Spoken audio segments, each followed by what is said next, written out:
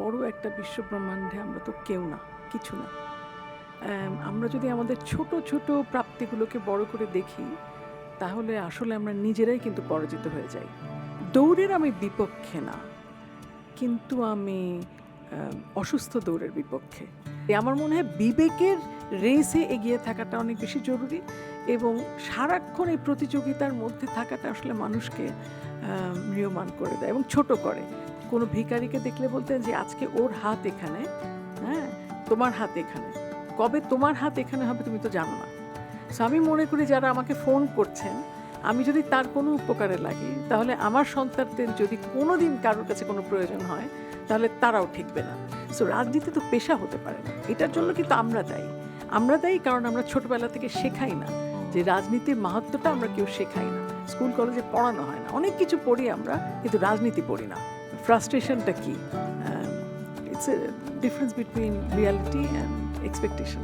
হ্যাঁ, তো তাই যদি হয়, তাহলে এক্সপেকটেশনটাকে একটু সামলানো দরকার। আরেকটা হলো যে সবাই খুব অস্থির, কারণ সবাই অনেক কিছু চান।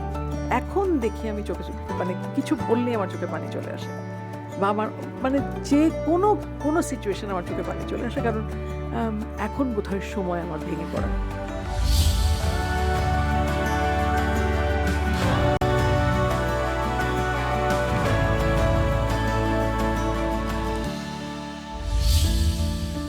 কেউ কেউ জীবনের ক্যানভাসে কেবল একটি রং নিয়ে সাদামাটা গল্প আঁকেন, আবার কেউ হয়তো নিজেই নিজের আলোতে জ্বলে ওঠে, হয়ে ওঠেন একটি জীবন্ত মহাকাব্য।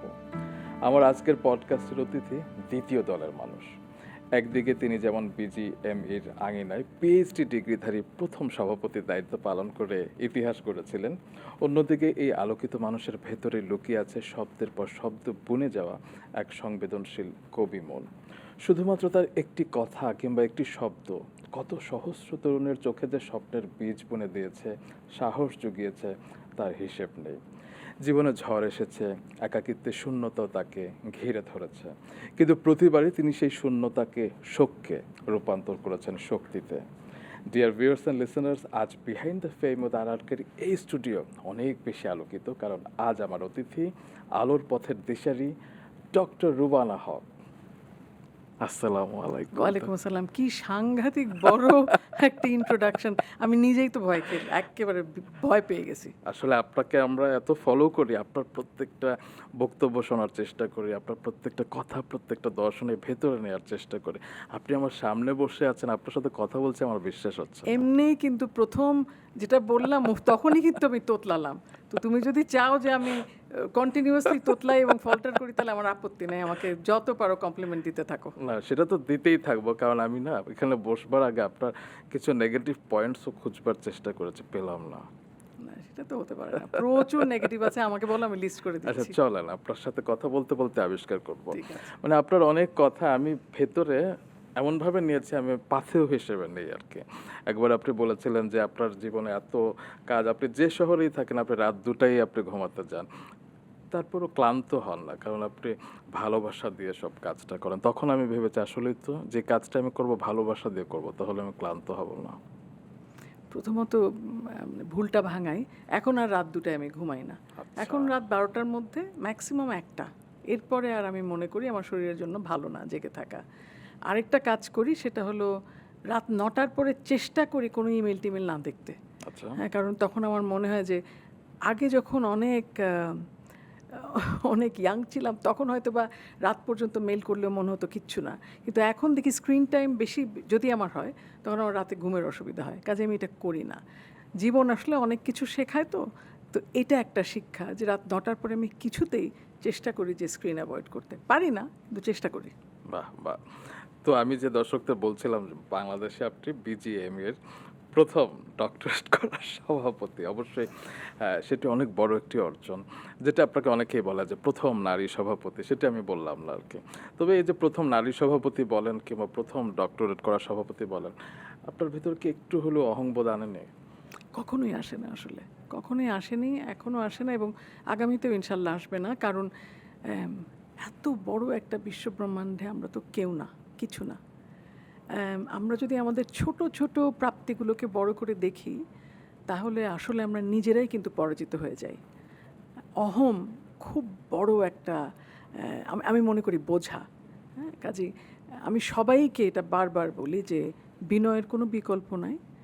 আর মাথায় রাখতে যে বড় পর্বতের সামনে গেলে যেরকম হিমালয়ের সামনে গেলে মনে হয় আমি কিচ্ছু না, এবং আল্লাহর দুনিয়ায় এত সুন্দর সুন্দর জিনিস আছে, আমরা তো আসলে কিচ্ছু না এগুলোর সামনে।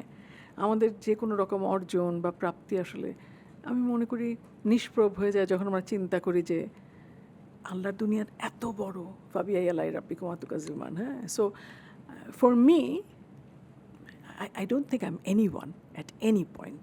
এবং এটা যেদিন আমি বিজিএমের সভাপতি হলাম সেদিন আমার বন্ধু, খুব ভালো বন্ধু, ইকবাল হাবিব স্থপতি, জি, ও আমার বাড়িতে এসে প্রথম কথা বললো দোস্ত আপনি একটু মাটির দিকে তাকায় থাকেন। এই যে বলল ইকবালের কথাটা, সেই দিন থেকে আমার মনে আছে যে মাটির দিকে তাকায় থাকেন, ওইটা খুব জরুরি। সো মাথা কখনো ভারী হতে দেই না, চেষ্টা করি। বাহ। তো রাতের কথা শুনলাম, আপনি এখন রাত 1টার মতো ঘুমিয়ে পড়েন। সকালের কথা বলুন, যে সকালে ঘুম থেকে উঠে আপনি কি কি কাজ করেন? কারণ আমি একটা সময় শুনেছিলাম অ্যালেক্সা রোবটের সাথে আপনি সময় কাটাতে। অ্যালেক্সা, আমার 2টা অ্যালেক্সা এখনো আছে, কিন্তু 2টারই বয়স হয়ে গেছে। আমি নতুন অ্যালেক্সা আর কিনিনি, কারণ অ্যালেক্সাকে এখন যদি আমি বলি যে আমাকে আমার ফেভারিট জ্যাজ স্টেশনে কানেক্ট করে দাও, ও প্রথমে বলে I can't hear you, repeat. তো তার মানে ওরও শ্রবণ শক্তির কোনো একটা গন্ডগোল হয়েছে। তো এই কারণে আমি অ্যালেক্সা আর শুনি না, এবং অ্যালেক্সা একবার আমার কথা না শুনে একটা রেফ্রিজারেটর না, ওয়াশিং মেশিন একটা কিনে ফেলেছিল। আমি খালি জিজ্ঞেস করেছিলাম যে কোনটা ভালো আমি কিনবো, ও কিনে ফেলে আমার এক আত্মীয়ের বাসায় শিপ করে দিয়েছিল। হ্যাঁ, সো মানে খুবই ডেঞ্জারাস। এটার পর থেকে অ্যালেক্সার উপর আমার নির্ভরতা কমেছে, কিন্তু এখন অন্য অন্য অনেক ছোট ছোট ব্র্যান্ডস আছে মজার, যেগুলো আমি ফোনের সাথে কানেক্ট করে শুনে ফেলি। আর সকালে কি করি? সকালে আসলে খবরের কাগজ পড়ি, যতগুলো নিউজ পেপারস আছে ওগুলো পড়ার চেষ্টা করি। আর যেটা করি, খুব মানে সম্প্রতি শুরু করেছি, বলতে একটু আমার লজ্জা নেই, সেটা হলো যে আধা ঘন্টা হাঁটি ট্রেডমিলে, এই এত দূরই। তারপরে অফিস। নিজেকে কি বলেন আপনি সকালে ঘুম থেকে উঠে? আমার একটা রুটিন আছে। আয়াতুল কুরসি জানেন তো? জি জি, অবশ্যই। সো সূরা বাকারার 255 নম্বর আয়াত, আমি 3বার আয়াতুল কুরসি পড়ে আল্লাহর কাছে শুকর করি যে বেঁচে আছি, বাচ্চারা ভালো আছে, কোম্পানি চলছে, কোনো মেজর কোনো প্রবলেম নাই। আল্লাহর কাছে লাখ লাখ প্রথমেই শুকর করি, করে তারপর মাটিতে পা ফেলি, তার আগে ফেলি না। সো আমার বিশ্বাস আমাকে আসলে বাঁচিয়ে রাখে। বাহ। তবে সব কিছু আপনি যেভাবে বলছেন সেটাই তো আমাদের করা উচিত, কিন্তু আমরা করতে পারি না, কারণ আমরা এত অস্থিরতার ভেতরে থাকি। আমরা যখন দিন শেষে রাতে ঘুমোতে যাই, আমাদের মধ্যে একটা অস্থিরতা কাজ করে, এবং একটা রেসের ভেতরে কিন্তু আমরা সব সময় থাকি। তো এই যে সবার ছুটে চলা, সেগুলো হয়তো সবগুলো হয়তো প্রোডাক্টিভ ছুটে চলাও হচ্ছে না। এই প্রসঙ্গে আপনি কি বলবেন আমাদের মানব জীবনের দৌড়গুলো সম্পর্কে? আমরা সবাই কিন্তু দৌড়াচ্ছি, মানে এটা মাথায় রাখতে হবে, আমরা কিন্তু কেউ থেমে নেই। আমি যতই বলি যে আমি খুব স্থিত, আসলে অত স্থিত তো না। হ্যাঁ, একসাথে অন্তত 4টা কাজ বা 5টা কাজ করার চেষ্টা করি। কখনো আমি আপনাকে অনুষ্ঠান শুরু হওয়ার আগে বলছিলাম যে কখনো আলস্যে আমার দিন কাটে না বা কাটতে দেই না। একটু অলস বোধ করলেই মনে হয় একটা অপরাধ বোধে ভুগি, তখন মনে হয় যে এই সময়টা তো আরও কাজে লাগাতে পারতাম। তো ওই যে সারাক্ষণ একটা দ্বন্দ্বের মধ্যে থাকা, সবসময় একটা এক ধরনের কনফিউশনে থাকা, এটা আসলে সবাইকে তাড়া করে বেড়ায়, আমাকেও করে। দৌড়ের আমি বিপক্ষে না, কিন্তু আমি অসুস্থ দৌড়ের বিপক্ষে। হ্যাঁ, মানুষের মধ্যে যেই পরিমাণ হানাহানি, মানুষের মধ্যে যে পরিমাণ হিংসা, বিরোধ, এগুলো চলে এসছে, শুধুমাত্র একজন আরেকজনের সামনে দৌড়াতে চায়, থাকতে চায় দৌড়ের রেসে। এই রেসটা খুবই আসলে আমাদের জন্য অপ্রয়োজনীয়। কারণ দেখেন, কবরে যাওয়ার সময় কেউ আমরা মনে রাখবো না কোন খেলায় আমরা প্রথম হয়েছিলাম বা কোন খেলায় হেরে গেছিলাম। হ্যাঁ, কাজে আমার মনে হয় বিবেকের রেসে এগিয়ে থাকাটা অনেক বেশি জরুরি, এবং সারাক্ষণ এই প্রতিযোগিতার মধ্যে থাকাটা আসলে মানুষকে ম্রিয়মাণ করে দেয় এবং ছোট করে। কারণ প্রতিযোগিতা আসলে আপনার কীর্তির কিন্তু কোনো সূক্ষ্ম পরিমাপ না। প্রতিযোগিতা প্রতিযোগিতা আমাদের অংশগ্রহণ করতে হয় বলে করি, কিন্তু সেটাকে একেবারে বাধ্য কিন্তু প্রতিযোগিতা থেকে যদি আমরা খুব সিরিয়াসলি নেই এবং মনে করি যে আজকে আমাকে জিততেই হবে, তাহলে সবচাইতে মানে বড় পরাজয়ের ঝুঁকি কিন্তু আমার উপরেই থাকে, কারণ আমি তো প্রথম একদম। নাও হতে পারি। রাইট। তবে আমি একটা বিষয় শুনেছি যে একটা পরিসংখ্যানে বলেছিল যে সচেতন এবং অবচেতন মনে আমাদের ভেতরে হচ্ছে কি 1,00,00,000 বিষয় নাকি ঢুকে, বা 1 সেকেন্ডে বোধহয় 40টা বিষয় এরকম ঢোকে। আপনি বোধহয় কোথাও বলেছিলেন। তো এই যে অনেক কিছু ঢোকে, অনেক কিছুতে আমরা প্রভাবিত হই, পক্ষপাত মুক্ত থাকা কি খুব সম্ভব? আমরা তো খুব প্রভাবিত হতেই পারি। খুব কঠিন, খুব কঠিন এটা। এবং একটা বই আছে হ্যারল্ড ব্লুমের, অ্যাংজাইটি অফ ইনফ্লুয়েন্স। ওকে। আমরা বলি না যে প্লেজারাইজ করেছে, এটা এই হুবহু কপি করেছে, চুরি করেছে, কিন্তু সবাই কিন্তু আমরা কোনো না কোনোভাবে কারোর প্রভাবিত। দ্বারা অন্ততপক্ষে প্রভাবিত। এটা খুবই স্বাভাবিক। এবং প্রভাব মুক্ত থাকা জরুরি, নাকি আম, বিবেকের সাথে একান্তে কথা বলাটা জরুরি, সেটা আসলে বাঁচতে হবে। কেউই আসলে আমরা প্রভাব মুক্ত না, কারণ একেবারে স্বকীয় একটা ট্রেন্ড তো শুরু করতে পারবো না। কাজে কাউকে না কাউকে তো ফলো করতে হয়, কাউকে ভালো লাগে, কাউকে ভালো লাগে না। অনেক রকম বায়াস আমাদের মধ্যে ঢুকে, এই একদম। বায়াসগুলো আনকনশিয়াস বায়াসও আছে। কাজে সবসময় তো আমরা তো আর মহামানব না, আমরা সবসময় বাঁচতে পারি না যে কোনটা আমাদের জন্য ভালো, কোনটা আমাদের জন্য ক্ষতিকর। বাহ! আপনার একটু পছন্দের কবিতা আছে কবি হেলাল হাফিজের, বলুন। আছে, আছে, কিন্তু এখন কি সেই যুদ্ধে যাওয়ার সময়? আমার মনে হয় এখন আমরা আর সেই যুদ্ধে যাওয়ার কথা চিন্তা না করি। আম, তবে প্রশ্নটা আমি এই কারণে করলাম যে এখন যৌবন যার, যুদ্ধে যাওয়ার তার শ্রেষ্ঠ সময়। এখন যৌবন যার, তারপরে লাইনটা কি? মিছিলে যাওয়ার তার শ্রেষ্ঠ সময়। সময়টা নিয়ে আমার জানতে চাই। হয় না যে আমরা অনেক সময় ভাবি যে আচ্ছা আজকে কাজ কালকের জন্য একটু ফেলে রাখি কিংবা কালকে করব। সময় কতটা গুরুত্বপূর্ণ? ভীষণ গুরুত্বপূর্ণ। এবং এই যে কালকের ফেলে রাখা বা পরের ঘন্টার জন্য ফেলে রাখা, এটার আমি একদম পক্ষপাতী না। যদি বলেন আমার একটা গুণ আছে, তাহলে আমার এইটা আছে। আমি কোনো টেক্সটের জবাব দেরি করে দেই না। কেউ কোনো কাজ দিলে চেষ্টা করি সাথে সাথে করে ফেলতে, কারণ আমার মনে হয় কালকে যদি ভুলে যাই বা কালকে যদি আমি আরও ব্যস্ত হয়ে যাই, তাহলে করাই হবে না কাজ। কিংবা আপনার এত ব্যস্ততার মধ্যে এত টেক্সটের রিপ্লাই ইনস্ট্যান্ট দিতে পারেন আপনারা? কেন যেন দেই এখনো, কেন যেন মাশাআল্লাহ। দেই। ফোন আননোন নাম্বার ধরি না, কিন্তু টেক্সটের জবাব দিই। কারণ আমার মনে হয় যে মানুষটা আমাকে যোগাযোগ করতে চেষ্টা করছে, সেই মানুষটার নিশ্চয়ই কোনো প্রয়োজন আছে, কোনো দরকারে আমাকে ফোন করেছে, হয়তো বা হ্যালো বলতেই ফোন করেছে, কিন্তু তার তো একটা তাগিদ থেকে করেছে। কাজে আমার সেটার উত্তর দেওয়াটা আমি মনে করি ফরজ। হ্যাঁ, আর ধরেন কেউ যদি আমাকে ফোন করে, কোনো সুপারিশ করে, আমি তো আর বিরাট কোনো মানুষ না, ধরেন একজনের জন্য আরেক মানে কোথাও বলে দেই, তখন আমার একটা জিনিস সবসময় আমাকে তাড়া করে বেড়ায়। আমার এক আঙ্কেল ছিলেন, উনি বলতেন যে কোনো ভিখারিকে দেখলে বলতেন যে আজকে ওর হাত এখানে, হ্যাঁ, তোমার হাত এখানে, কবে তোমার হাত এখানে হবে তুমি তো জানো না। সো আমি মনে করি যারা আমাকে ফোন করছেন, আমি যদি তার কোনো উপকারে লাগি, তাহলে আমার সন্তানদের যদি কোনো দিন কারোর কাছে কোনো প্রয়োজন হয়, তাহলে তারাও ঠিকবে না, বাহ! কেউ না কেউ সাহায্য করবে। আমার মনে হয় এই কতগুলো স্টেপল ফিলসফি দিয়ে জীবন চালাই বলে বোধ হয় কোনো মতে চলে যাচ্ছে জীবন। কত কিছু শিখছি আজকে। না, কিচ্ছু না, এগুলো খুব খুব সাধারণ কথা, মানে এটা কোনো সাংঘাতিক গভীর কোনো দর্শনের কথা তবে না। আপনার কথা শুনতেই ভালো লাগে, মনে হয় একটু ভালো মানুষ হয়ে যায় আর কি। মেধা এবং বুদ্ধিমত্তা, এই দুটোর মধ্যে কি কোনো ফারাক আছে? ব্রিলিয়ান্স কিংবা ইন্টেলিজেন্স? হ্যাঁ, আমার মনে হয় যে ইন্টেলিজেন্স হলো ওই যে আনপলিশড একটা ডায়মন্ড, হ্যাঁ, ওকে। যে হীরাটাকে পলিশ করা হয়নি। হ্যাঁ, আর ব্রিলিয়েন্স হলো বেসিক্যালি যখন পলিশড হয়ে যায় ডায়মন্ডটা। তো এমনি এমনি তো আর পলিশ হয় না, অনেক কাজ করতে হয়, তার পেছনে অনেক শ্রম দিতে হয়।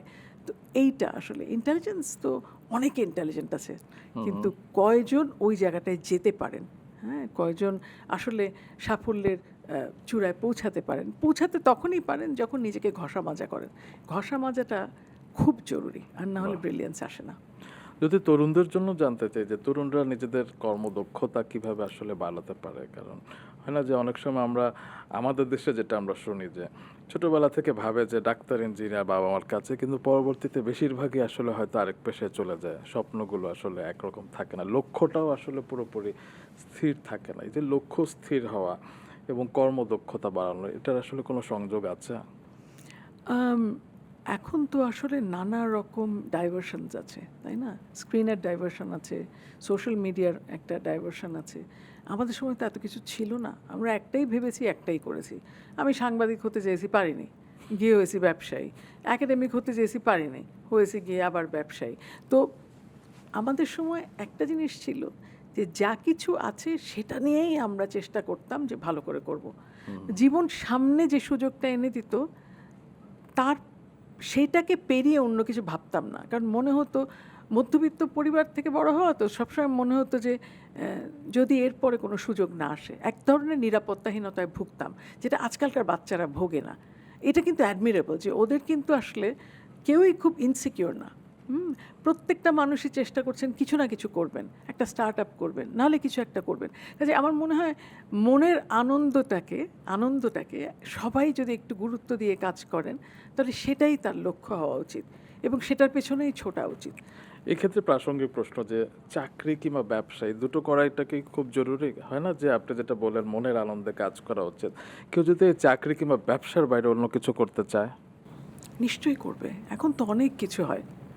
আমাদের এবারকার বাজেটে তো ক্রিয়েটিভ ইকোনমি আছে। রাইট। হ্যাঁ, তাহলে চিন্তা করেন কত কিছু করার জায়গা আছে। এবং যত দিন যায় তত দেখি যে যারা যারা তরুণ বা তরুণী, তারা বহু কিছু করে। ইনফ্লুয়েন্সার, টিকটকে যারা করে, এগুলোকে আমরা জীবনেও চিন্তা করেছি? এটাও তো একটা পেশা হয়ে গেছে। ট্রু। হ্যাঁ, মেইন স্ট্রিম মিডিয়ার চাইতে মানুষ আসলে এখন ইন্টারনেট, আপনি দেখেন পডকাস্ট করছেন। হ্যাঁ, তো আসলে জীবন তো বদলে গেছে, একদম। পৃথিবী বদলে গেছে। তো পৃথিবী যেই গতিতে ঘুরছে, সব কিছু পাল্টাচ্ছে। কাজে এখানে লক্ষ্য স্থির রাখা উচিত, কিন্তু মানুষ অনেক ফ্লেক্সিবলও। একজন ব্যবসায়ী কিন্তু এখন গানও করেন, একটা ব্যবসায়ী কিন্তু কবিতাও লিখতে পারেন। এভরিথিং ইজ ভেরি ইন্টারডিসিপ্লিনারি নাও। কাজে আমাদের পক্ষে আসলে একটা জিনিস ধরে আমাদের আমাদের ছোটোবেলায় আমরা যা করেছি সেটা আমি কোনো মতেই কোনো তরুণকে বলি না, শুধু এইটা বলি যে শর্টকাটটা না নিতে। Right. এটা তো খুব তাড়াতাড়ি সবাই বড়লোক হতে চায়, সেই খুব তাড়াতাড়ি বড়লোক হতে গিয়ে সবাই খাদে পড়ে। আর সবচাইতে তাড়াতাড়ি বড়লোক হওয়ার একটা সহজ উপায় আছে, কি? সেটা হলো কোনো না কোনোভাবে রাজনীতির সাথে জড়িয়ে যাওয়া। হ্যাঁ, দক্ষিণ এশিয়ায়, হ্যাঁ আমি সত্যি কথা বলছি, দক্ষিণ এশিয়ায় বোধহয় আমার সেদিন একজন বন্ধু বললেন, এই কথাটা আমি তাকে কোট করছি না, কিন্তু বলেছেন যে আরে এমপ্লয়মেন্টের কথা কেন চিন্তা করো, কর্মসংস্থান তো সবচাইতে দেয় বেশি রাজনীতিবিদরা। আমি বললাম কীভাবে? বলে দেখো, ট্রাকের উপরে মিছিল, প্রত্যেকে কিছু না কিছু পাচ্ছে, তারপর বড় জনসভা জনসমাবেশ, সব কিছু, সবাই কিন্তু কিছু না কিছু পাচ্ছে। সো যেখানে রাজনীতি ম্যাক্সিমাম সময়, ম্যাক্সিমাম জায়গায় আসলে, বিশেষ করে দক্ষিণ এশিয়ায়, it's become a business. So আর কিছু না পারলে আমাদের তরুণরা সবাই রাজনীতির সাথে জড়িয়ে যান। এই প্রসঙ্গে একটা কথা বলি, অ্যানেকডোট। জি জি। আনিস, আমার প্রয়াত স্বামী, যিনি মেয়র ছিলেন ঢাকা শহরে, তো উনি যখন প্রথম মেয়র হলেন তখন হঠাৎ করে বাড়িতে এসে বলছে যে আমি এত ডিপ্রেসড। আমি বললাম যে কেন ডিপ্রেসড? কেন? তো বলে যে যার কাছেই যাই যদি জিজ্ঞেস করি যে তোমার নাম কি, তো নামটা বলে, তুমি কি করো, তো তখন বলে যে আমি অমুক একটি সংস্থার, অমুক একটি কি বলে অ্যাসোসিয়েশনের আমি প্রেসিডেন্ট, বা অমুক একটা কোনো না কোনো লীগ দল কিছুর একটা প্রেসিডেন্ট, বা আমি বলে যে তুমি কি করো আমি জানতে চেয়েছি। ওরা সবাই রাজনীতি করে। হ্যাঁ, সো রাজনীতি তো পেশা হতে পারে না। এটার জন্য কিন্তু আমরা দায়ী কারণ আমরা ছোটবেলা থেকে শেখাই না যে রাজনীতির মাহাত্ম্যটা আমরা কেউ শেখাই না, স্কুল কলেজে পড়ানো হয় না। অনেক কিছু পড়ি আমরা, কিন্তু রাজনীতি পড়ি না। স্কুল থেকে যদি রাজনীতি শেখানো হয়, আমাদের অনেক ভালো ভালো রাজনীতিবিদ বেরোবেন, কিন্তু এখন যে অবস্থায় আছি তাতে আমার সন্দেহ হয়। এবং আমরা স্কুল কলেজে বাচ্চাদেরকে কখনো বলতেও শুনি না যে আমি বড় হয়ে রাজনীতিবিদ হতে চাই আর কি, কারণ তাদের আশপাশে আসলে এই পদবিটার ব্যাপারে একটু নেগেটিভ ধারণাই আসলে জন্ম নিয়েছে। আপনার কখনো রাজনীতিতে জড়াবার ইচ্ছা হয়নি আপনার 32 বছরের ক্যারিয়ারে? হ্যাঁ, হয়েছে আসলে, অনেকবার মনে হয়েছে যে ঢুকে যাই রাজনীতিতে। বিশেষ করে আনিস চলে যাওয়ার পরে বারবার মনে হয়েছে ঢুকে যাই রাজনীতিতে। এটা লোভ সামলাতে হয়েছে আমার, কারণ আমার ছোটো মেয়ে আমাকে বলেছিল যে আমি যখন বললাম যে আমি ঢুকি রাজনীতিতে, তখন বললো, মা তোমার বিজনেসে তো অন্তত 15,000 লোক আছে, তো প্রত্যেকের যদি 5 জন করেও পরিবারের সদস্য থাকে তাহলে 75,000 লোক আছে, এর মধ্যে শ্রমিক আছে বেশ। তো তুমি যদি ওদেরই উপকার করো, যদি তোমার লক্ষ্য হয় জনকল্যাণ, তাহলে তো তুমি তোমার যারা আছে তোমার ব্যবসা পরিবারের মানে ব্যবসায়ের ইয়েতে যারা আছেন তারাই তো যথেষ্ট, তুমি তো তাদেরই উপকার করতে পারো, তোমার রাজনীতি করতে হবে কেন? তারপরে যে কথাটা বলেছে ওইটা শুনে আমি একদম থেমে গেছি। ও বলেছে, আমরা আমার বাবাকে হারিয়েছি, তোমাকে হারাতে চাই না। এটার পর থেকে আমি আর রাজনীতির চিন্তা একেবারে কখনোই করিনি। অবশ্যই আসলে সন্তানদের ওপর তো কোনো কথা নেই, এবং এই কথার পরে আসলে কোনো কথাই চলে না। তবে হয় না, আপনি যদি কোনো কারণে রাজনীতিতে অংশ নিতেন, আপনি অনেক ভোট পেতেন, কারণ সবাই আপনাকে পছন্দ করে।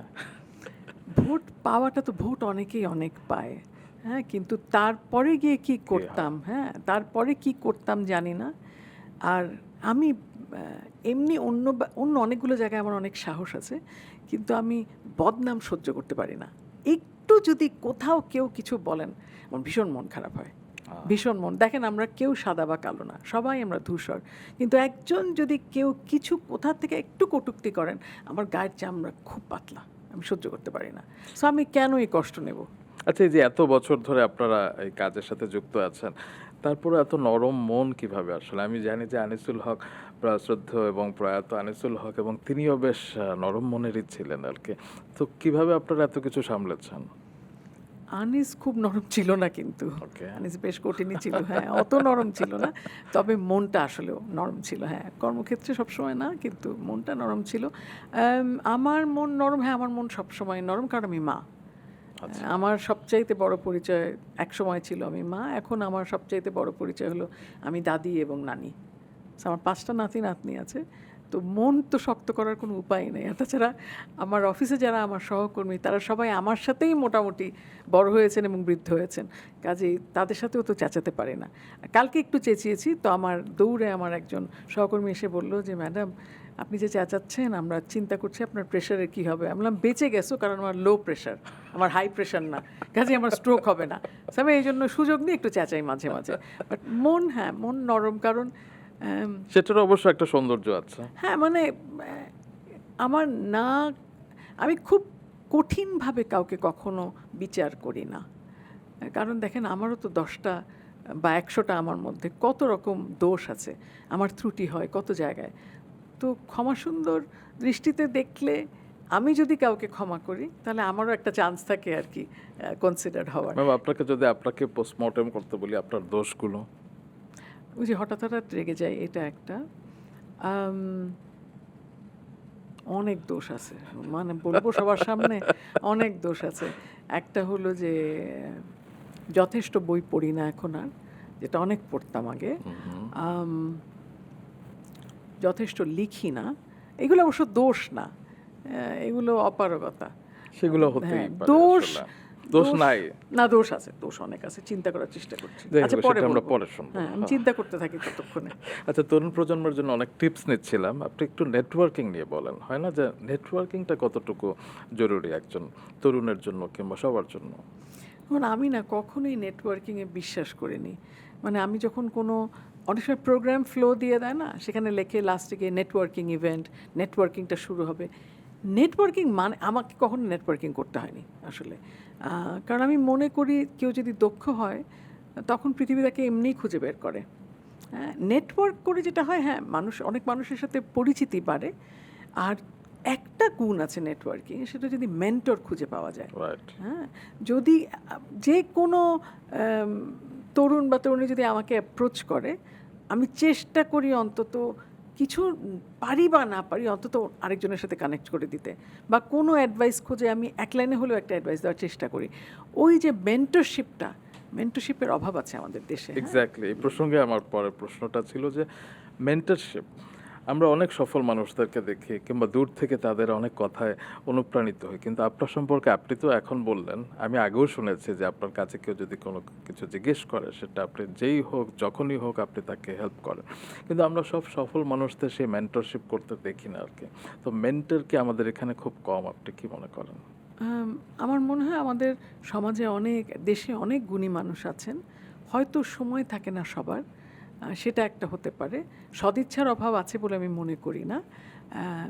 কিন্তু আমাদের আসলে অনেক ইনিশিয়েটিভ করা উচিত রোমান, যেটার মধ্যে মেন্টরশিপটাকে ইনসেন্টিভাইজ করা। হ্যাঁ, মানে সবাইকে বোঝাতে হবে যে আমরা যতক্ষণ না পরের প্রজন্মকে শেখাচ্ছি বা কিছু বলছি, যদি শেখানোর কিছু থাকে, আজকাল তো পরের প্রজন্ম আমাদের থেকে বেশি বোঝে, তাহলে তারা তো আসলে বুঝবে না, because they have to learn from our mistakes. আমরা যে ভুলগুলা করেছি সেগুলাতে আমি কিন্তু আমার বাচ্চাদের থেকে শিখি, আমি যে কোনো ইয়াং মানুষের কাছ থেকে শিখি, কারণ ওদের দুনিয়াটা তো একেবারেই আলাদা। হ্যাঁ, সেই তথাকথিত মেন্টরশিপ তো আসলে আর প্রয়োজন নাই। যেটা দরকার সেটা হলো দর্শন, বোঝা, জীবনকে আরও স্বচ্ছভাবে দেখা, বিবেকের সাথে কথা বলা, নিজের সাথে কথা বলা, এইগুলা সবসময় সব যুগে কাজে লাগবে। এগুলোও যদি আমরা শেয়ার করতে পারি তাহলেও ভালো। কিন্তু ওই যে শর্টকাট টু কর্পোরেট সাকসেস, এই শর্টকাটগুলা ওই যে এগুলোর মতো মানে যে বিভিন্ন জায়গায় দেখবেন এয়ারপোর্টে হাউ টু বুকগুলা, হ্যাঁ, এই how to become successful, how to, এগুলা না খুব মানে আমার মনে হয় এই ফাঁকির জীবনে না জড়িয়ে যাওয়াটাই ভালো। একদম। তবে যেটা আপনি বললেন যে আপনি পরের প্রজন্মের কাছ থেকে শেখেন, আমরা তো আপনার কাছ থেকে শিখি। আবার অনেকে আছে এরকম যে আগের প্রজন্ম ওরা কি জানে, হয়তো ব্যাকডেটেড। এই প্রজন্মের আসলে সিনিয়রদের রেসপেক্ট করা কতটুকু জরুরি? খুব জরুরি, খুব জরুরি এই কারণ আমি মানে সবাই বলে আমি প্রোগ্রেসিভ, কিন্তু আমি অনেক সেকেলেও। যেরকম এখনও আমার কোনো অধ্যাপককে দেখলে আমি কিছুতেই বসে থাকতে পারবো না, দাঁড়িয়ে যাব, সালাম দিতে ভুল করব না, বা গিয়ে কথা বলবো। আজকালকার ছেলেমেয়েরা আসলে অনেক আধুনিক, তো সবসময় মনে করে না যেটা খুব জরুরি। মানে বিদেশেও ওরা বসে বসেই কথা বলে প্রফেসরের সাথে, আমার লজ্জা লাগে কিন্তু ওদের লাগে না, বিকজ দিস ইজ ন্যাচারাল। হ্যাঁ, সেটা ওদের কালচার। হ্যাঁ, তো আধুনিকতা আসলে আমি বুঝি না। হ্যাঁ, আমি প্রথা বুঝি, আমি নিয়ম বুঝি, আমি ঐতিহ্য বুঝি, কাজে আমার জন্য একটু ধাক্কা তো আমি খাই। কিন্তু আমি কেন বলি যে এইটাকে যদি আমরা ফিরিয়ে আনতে পারি তাহলে ওদের মঙ্গল হবে, কারণ আমি দেখেছি যে দোয়া লাগে, মুরব্বিদের দোয়া লাগে। সো উইজডম ইজ রেয়ার, কিংবা উইজডম ইজ কি বলবো প্রাইসলেস। এই তো ওই প্রাইসলেস উইজডমটা যদি মানুষ শেখে তাহলে ভালো হয়, কারণ সব কিছুই তো শুধু সফলতার জন্য না, সব কিছুই তো খালি সাফল্যের গাড়ি না। হ্যাঁ, আমরা যে হেঁটে হেঁটে আস্তে আস্তে আমাদের জীবন পার করি, তার মধ্যে তো অনেক বিনয় থাকে, অনেক শ্রদ্ধা থাকে, অনেক ভালোবাসা থাকে, এগুলো আসলে সবাইকে বুঝতে হবে। এটা আস্তে আস্তে মানুষ ভুলে যাচ্ছে আসলে। আপনাকে এই কথাই বলছিলাম যে আপনার কি মনে হয় না যে বিনয়টা একটু কমে যাচ্ছে, কিংবা আমরা আমিত্বতে একটু বেশি বিশ্বাস? সাংঘাতিক বেশি।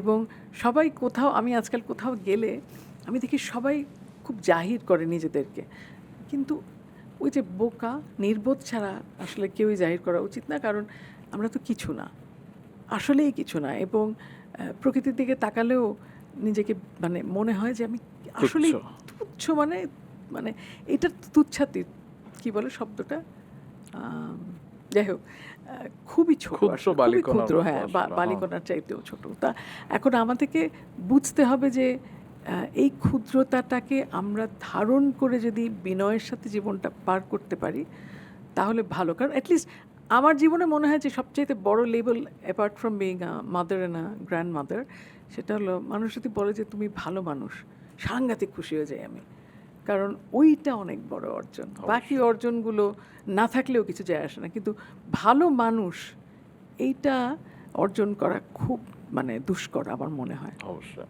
এই প্রজন্মের আরও কিছু ইস্যু আছে, যেমন আমরা শুনি যে পড়াশোনা একটু খারাপ করলে কিংবা বাবা মা একটু বকলে দেখা যাচ্ছে যে অনেকে সুইসাইড করে ফেলে, যেটা আমাদের জেনারেশন একদম আমাদের মেরে কেটেও অনেক কিছু ভর্তা বানালেও আমরা হয়তো কিছু বলতাম না। এখন আসলে অনেক বেশি সংবেদনশীল, অনেক বেশি সফট আসলে এই প্রজন্মের অনেক বাচ্চারা, আত্মহত্যা প্রবণতা বেড়েছে।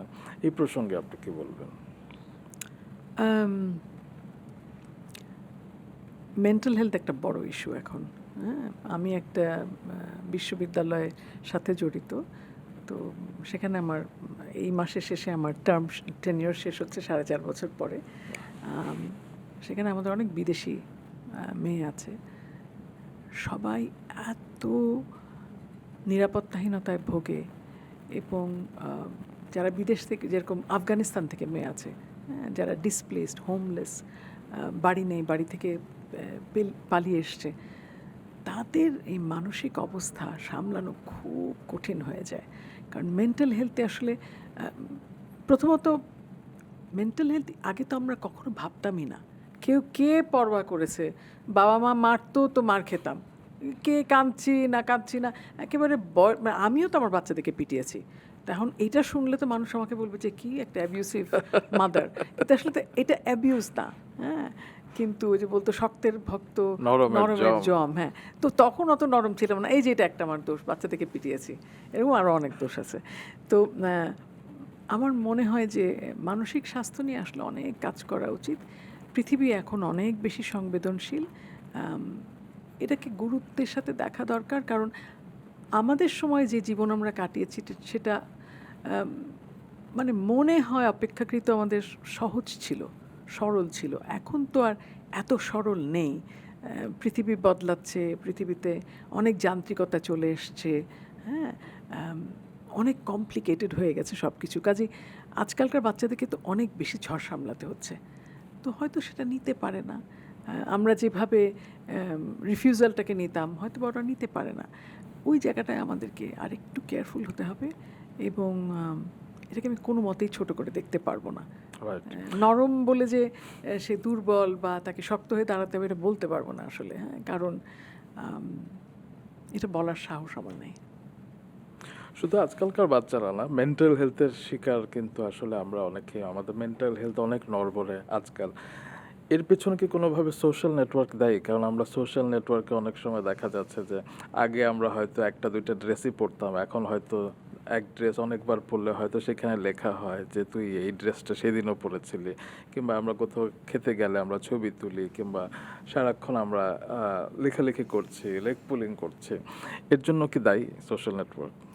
সোশ্যাল মিডিয়াও অনেক বেশি দায়ী, সোশ্যাল নেটওয়ার্কিং অনেক বেশি দায়ী। এখন মানুষ অনেক কম পড়ে কারণ সময় নেই।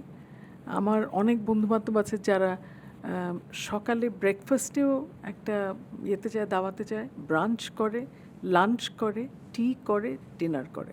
আপনি চিন্তা করেন দিনের মধ্যে কতবার তাকে কাপড় বদলাতে হয়, এবং শেষ পর্যন্ত ঘুরে গাড়ি কিন্তু একই সার্কেল। এবং আমি এটা বলা উচিত না, আমাকে সবাই গালি দেবে এক সময়, কিন্তু কেমন একটা অসুস্থ একটা, হ্যাঁ, অসুস্থ একটা লুপ।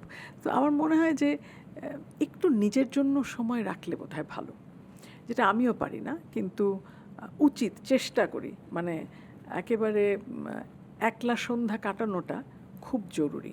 কারণ আবার বলি, নিজের সাথে নিজের কথা বলা খুব দরকার।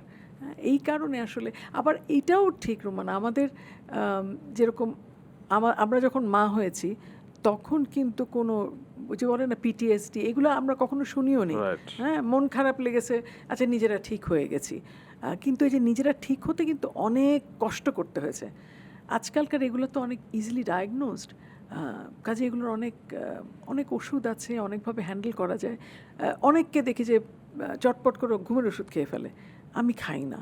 আমার মনে হয় যে ঠিক আছে, ঘুম চলে আসবে।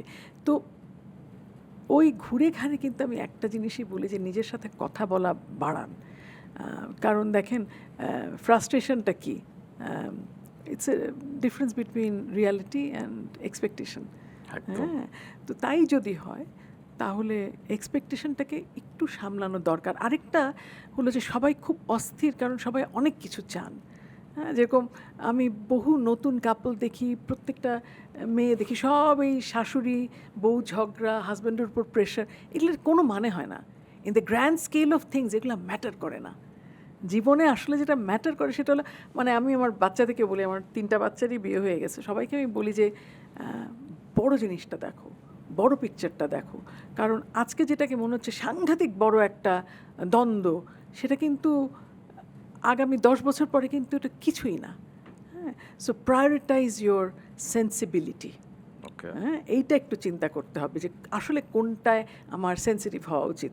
একটা মুরব্বীকে সম্মান দিলে আমি ছোট হব না।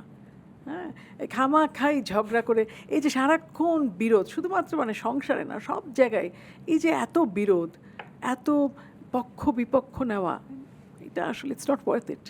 আপনার এরকম একটা মজার গল্প আছে, আমি জানি আপনার ইনলস, মাদার ইনলর হ্যাঁ, সাথে হ্যাঁ, আজকে হ্যাঁ, এটা বহুবার অনেক জায়গায় শোনা হয়ে গেছে। হ্যাঁ। শুনি না, হ্যাঁ, এটা খুবই হাসি। ওই যে দেয়াল তুলে দিয়েছিল হ্যাঁ, ওটা আমার জন্মদিন ছিল। তো 9 ফেব্রুয়ারি। হ্যাঁ, 9 ফেব্রুয়ারি জন্মদিন ছিল। তো আমার মা আমাকে, তখন আমার মা কিন্তু প্যারালাইজড, বিছানায় শুয়ে আছে। মানে কত বড় কুটনি হতে পারে, বিছানায় শোয়া, সেই অবস্থায় সে আমাকে বলছে যে তোমার শাশুড়ি তো তোমাকে আজকে উইশ করলো না।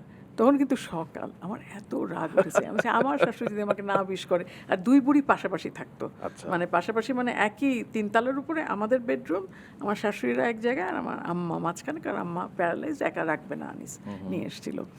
তো তখন আমি শেষ পর্যন্ত কিচ্ছু না বলে, কারণ আমি এই কয়েকদিন পরে পরেই শুনি যে আমার শাশুড়ি এটা বলেছেন ওটা বলেছেন, আম্মা বলতো আমাকে এগুলো সব, আম্মা হলো কুটনিটা। তো যাই হোক, আমি তখন কুটনিকে ইয়ে করার জন্য, পানিশ করার জন্য আমি জাস্ট দেয়াল তোলা শুরু করে দিয়েছি। হায় রে বাবা, কি কান্নাকাটি 2 বুড়ির। হ্যাঁ, যে কেন তুমি এটা করেছো, আর বেআইন, আমার তো শাশুড়ি নোয়াখালী, আর বেআইনের থেকে আমার আলাদা করলো। তো এইটা খুবই কষ্টের। আর আমার আম্মা অজরে কাঁদছেন যে আমি কি আসলে তোমাকে কষ্ট দেওয়ার জন্য বলেছি, সেটা তো না, বেআইন এখন আমাকে দেখতে আসতে পারবে না, উনি অল দ্য ওয়ে নিচে গিয়ে আবার উপরে উঠতে হবে। How sweet. হ্যাঁ, হ্যাঁ, এগুলা খুব, মানে এগুলো থেকে শেখার অনেক কিছু আছে আসলে। রাইট। হ্যাঁ, তো আমার মনে হয় যে আজকে দেখেন, এটা এটা মধুর একটা স্মৃতি, যে অনেক দ্বন্দ্বও কিন্তু ভবিষ্যতে গিয়ে অনেক মধুর হয়ে যায় স্মৃতিতে। এক চিলতে হাসি এনে দেয়। হ্যাঁ, বাহ। তো ওইটাই আমাদের আসলে, ভালো জিনিসগুলোকে মনে রাখতে হবে, খারাপ জিনিসগুলো ভুলে যেতে হবে। এবং আমরা সবাই এত জাজমেন্টাল, গোয়িং ফরওয়ার্ড অলসো, কোথাও গেলে এ খারাপ, এ ভালো, Right. এর পোশাক ভালো না, এই যে সারাক্ষণ আমরা জাজমেন্ট, হ্যাঁ, Judgmental. এই জাজমেন্টাল হওয়াটা আসলে সবচাইতে বড় অপরাধ। কারণ দেখেন, আমরা সবাই, তো আমি বললাম না, আমরা ধূসর, কেউ তো সাদা না, আবার কেউ একেবারে কালো কালো না। না। এবং আল্লাহ তো আমাদের সবাইকে ভালোভাবে তৈরি করেছে, তাহলে? কিন্তু আমরা আসলে চারিত্রিকগতভাবে নিজেদের ভেতরে কিছু কালো বিষয়গুলো ধারণ করে নিই। সেই বিষয়ে জানতে চাই যে প্যারেন্টিংটা আসলে কেমন হওয়া উচিত? হয় না যে এক এক প্রজন্ম কিন্তু প্যারেন্টিংয়ের ধারণ চেঞ্জ হয়ে যায়। এখন আমরা চারপাশে অনেক খুন, ধর্ষণের কথা শুনি। পরিবার কি এক্ষেত্রে অনেকাংশে দায়ী না? আমি মনে করি একজন মা তার সন্তানকে যদি না চেনেন বা তার সাথে কথা না বলেন সবসময়, বা না শেখান, তাহলে তো আসলে সমাজ তৈরি হয় না। প্যারেন্টিং, এখনকার যারা নতুন প্যারেন্টস, তারা তো অনেক বেশি সচেতন। আমার বাচ্চারা তো দেখি তাদের বাচ্চাদেরকে নিয়ে যা করে, মানে সারাক্ষণ দেখে রাখে। আমি এত ভালো মা ছিলাম না, আমি সময় দিতে পারিনি, যখন ওরা ছোট ছিল অনেক কাজ করতে হয়েছে, সেগুলো হয়তো তারা কখনো আমাকে ক্ষমাও করবে না। কারণ অনেক পুরনো স্মৃতির কথা যদি কথা ওঠে কখনো, তখন আমার 2 মেয়ে আমাকে বলে যে ভাইয়াকে জিজ্ঞেস করি আমরা, কারণ তোমার তো মনে নাই। হ্যাঁ, তো তখন আমার খুব লজ্জা লাগে, আমার মনে হয় যে আমার জীবনের একটা বড় অংশ শুধুমাত্র কাজ করে কাটিয়েছি। এখন অনেক চেষ্টা করি টু মেক ইট আপ।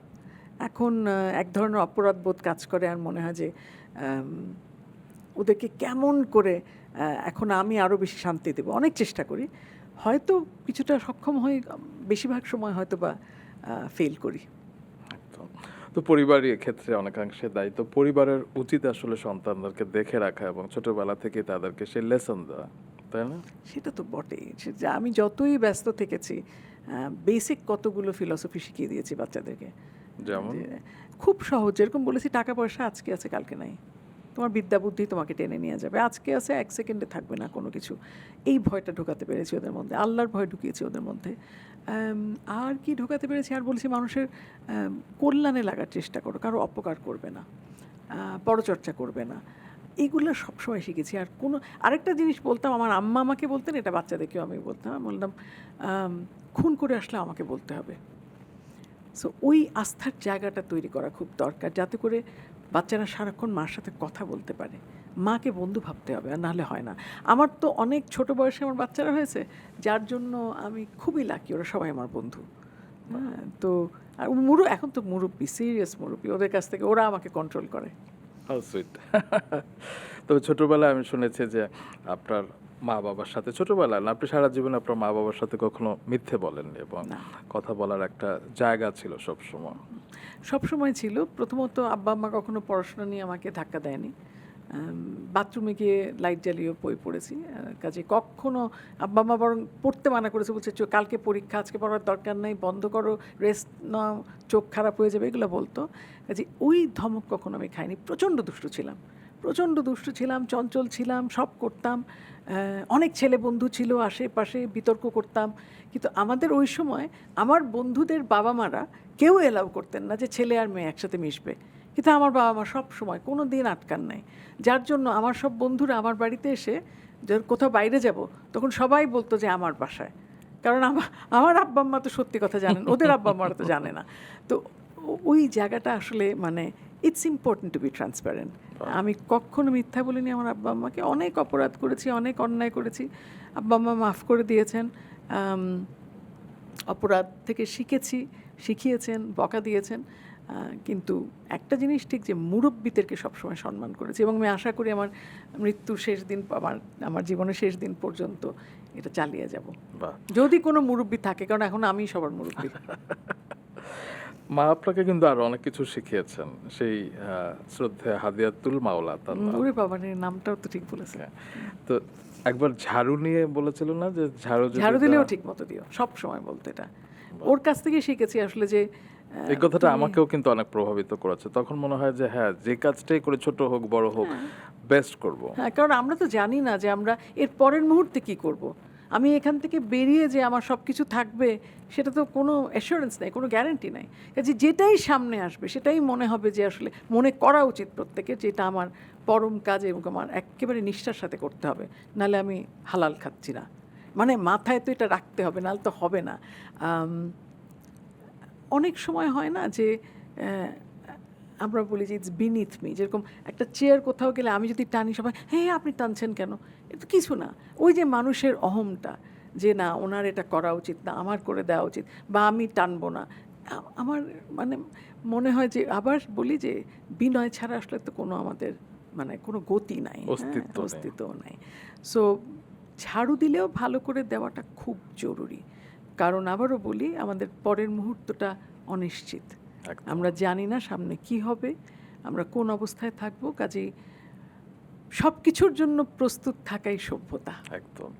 আরেকটা বিষয় শিখিয়েছিল আপনাকে, স্ট্যান্ডার্ডটা স্কাই হাই করতে। হ্যাঁ, এটা সবসময় বলে। হ্যাঁ, এগুলা বলতো যে যদি কোনো কিছু এইম করতে চাও একটু উপরে করো, তাহলে যদি মিস করো টার্গেটটা, একটু নিচ দিয়ে যাবে, এর বেশি নিচ থেকে যাবে না। আমার মা কিন্তু শিক্ষিত ছিলেন না, কিন্তু ওই যে উইজডম এমন একটা জিনিস। তিনি বোধহয় জমিদার মেয়ে ছিলেন। হ্যাঁ, জমিদার বাড়ির মেয়ে ছিল। বাবা বলতো যে বায়োস্কোপ দেখে আসো, স্কুলে যাওয়ার দরকার নেই। হ্যাঁ, এরকম অবস্থায় তো তখন বরিশালের মেয়ে, তো কিছুই করতে পারেন না। কিন্তু পরে তো একেবারে আমার বাবার সাথে বিয়ে হওয়ার পরে সে সুপার মডার্ন, কিন্তু অনেক কিছু শিখিয়েছেন আসলে। যখন পড়াশোনা করে, যেগুলো আমি করি আমার বাচ্চাদের জন্য, রিক্সা করে করে টিউটরের কাছে নিয়ে যেত, মানে সব জায়গায় আম্মা কোথাও ছাড়তো না, সব সময় যেত। সেই ইনভলভমেন্টটা আমি আমার বাচ্চাদেরকে দিতে পারিনি, কারণ আমার জীবন আরও বেশি কমপ্লেক্স ছিল বলে। অনেক বেশি ব্যস্ত ছিলেন আপনি। যুদ্ধের সময় কাঁদতে মানা করেছিলেন। সব সময় যুদ্ধের সময় আসলে কাঁদা উচিত না। আমার জীবনে অনেকগুলো ঝড় গেছে, ঝড় পেরিয়ে কিন্তু কাঁদারও সময় পাইনি আর। মানে এখন পর্যন্ত, এখন দেখি আমি চোখে, মানে কিছু বললেই আমার চোখে পানি চলে আসে, বা আমার মানে যে কোনো সিচুয়েশন আমার চোখে পানি চলে আসে, কারণ এখন বোধহয় সময় আমার ভেঙে পড়ার। কিন্তু সেটা বললেও নিজের কাছে পরাজিত মনে হয়, যে আসলে এখন কেন ভাঙবো, এখন এই 60-এর দশকে আমার ভাঙার কথা না, ভাঙা উচিত না। কিন্তু অনেকগুলো আসলে ঝড় গেছে, তো কাজেই সামলানো খুব দুষ্কর হতো যদি আমি মার কথাটা মনে না রাখতাম, যে কি বলেছিলেন মা? সব সময় বলতেন যে বিপদের সময় কখনো ভেঙো না, বিপদটা সামলে নাও তারপর ভেঙো। কাজেই সাহস যদি বলেন তাহলে আমার মা শিখেছেন আমাকে। তো ওই সাহসের সাথে সব সময় পাহাড় পেরিয়েছি। আর পাহাড় পেরিয়ে যখন সমতলে এসেছি তখন কান্নার মুহূর্তটা ভুলে গেছি, কারণ সেটাও কাজের চাপে। তো সেটা এখন বয়স হয়েছে, এখন অনেক কিছু বুঝতে পারি, জীবন অনেক স্পষ্ট বুঝতে পারি, দেখতে পারি, অনুধাবন করতে পারি অনেক কিছু। কাজেই হয়তো বা এখন কান্নার সময়। মনে হয় না, আপনার এখন আরো অনেক কিছু দেওয়ার বাকি। যাই হোক, বাবার প্রসঙ্গে শুনে, বাবার চোখের মনি ছিলেন আপনি, এবং ছিলাম। তখন একমাত্র সন্তান ছিলেন, এবং বাবা আপনাকে পিঠ চুলকে দিত বিকেলবেলা। একমাত্র সন্তান না, আমার একটা ভাই ছিল তখন মানে ছোটবেলায়? হ্যাঁ, আমার ভাই আসলে 16 বছরের বড়। আচ্ছা। কিন্তু মানে এটা খুবই ব্যক্তিগত একটা ব্যাপার। একটা বিশেষ কারণে আমার বাবা মার থেকে একেবারে আলাদা হয়ে যায় এবং বহু বছর কোনো যোগাযোগ নেই, আমার সাথেও নেই।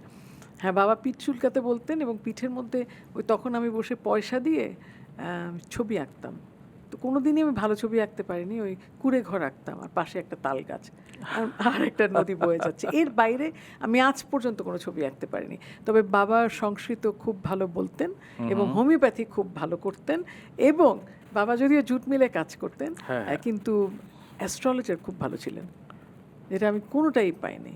না সংস্কৃত শিখেছি, না ও কবিতাও খুব ভালো লিখতেন। অল ইন্ডিয়া রেডিওতে গান করতেন? হ্যাঁ হ্যাঁ, তাও করতেন, আকাশবাণী কলকাতা, হ্যাঁ সেটাতেও করতেন। তো ওগুলো আসলে আব্বার খুব পাইনি, কিন্তু বাবার স্নেহটা সবসময় মনে হয়েছে যে ওই স্নেহ আসলে ভোলার না, তো আসলে বাবার স্নেহ। হ্যাঁ, তো এই পিঠ চুলকানো বলেন আর যাই বলেন, আমার বাবার মৃত্যু হয়েছিল রিকশায় করে নিউ মার্কেটে গেছিলেন আমার মেয়ের জন্য টর্চ আনতে। তো ফেরার পথে আমার মেয়ে খুব আবদার করেছিল যে নানা আমার একটা টর্চ লাগবে। তো তখন বাচ্চা ছোট, আমার বড় মেয়ে। তো তখন রিক্সা করে নিউ মার্কেট গেছে, ফেরার পথে হি ডাইড রিক্সাতেই। হ্যাঁ, তো বাবার হার্ট অ্যাটাক। তো বাবার সারা জীবন জুড়ে আমি ছিলাম, আমার সন্তানরা ছিল, এই আমার মারও ঠিক তাই। কিন্তু খুবই কখনো বড় লোক ছিলাম না, কিন্তু কখনো মনে হয়নি যে কোনো দৈন্য, হ্যাঁ কখনো কোনো দৈন্য ছিল না জীবনে। সবসময় মনে হতো যে সব পারবো, সব করতে পারবো, কিন্তু খুব আকাশ কুসুম কখনো চিন্তা করিনি। যার জন্য বোধহয় আমি সাংঘাতিকভাবে প্র্যাকটিক্যাল, এবং ওই যে আবার ঝাড়ুর সিস্টেমটা খুব মনে রেখেছি। যা আসে সামনে ওইটাকেই সুন্দর করে গুছানোর চেষ্টা করি, পারি কি পারি না জানি না।